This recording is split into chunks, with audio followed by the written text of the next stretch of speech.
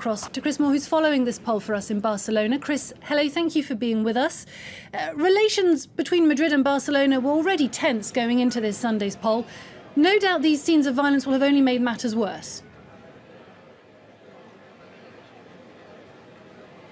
That's right, yes. Given some of the images we've seen today, it was perhaps inevitable that the war of words would start up again from the Catalan leadership.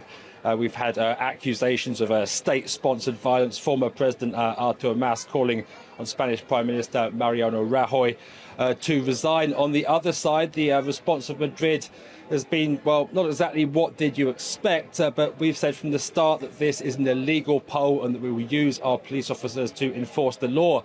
They've congratulated the police for what they call a proportional and professional response, and have accused the Catalan leadership of being irresponsible in seeking to see this referendum through.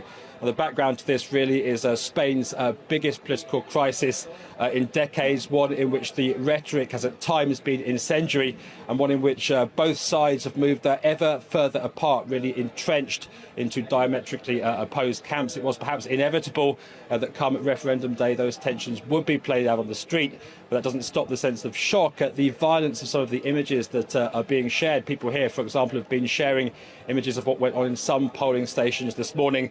There we see Spanish police moving in aggressively, to say the least, seizing ballot boxes, pulling people physically out of those polling stations regardless of age or gender. And in terms of the international response, obviously the temptation for organisations like the European Union is to try and take a hands-off approach in the run-up to this poll, as is the case for perhaps many other European governments. But we're obviously seeing several figures across Europe and further afield condemning what the Spanish authorities have done today and urging them to ease off.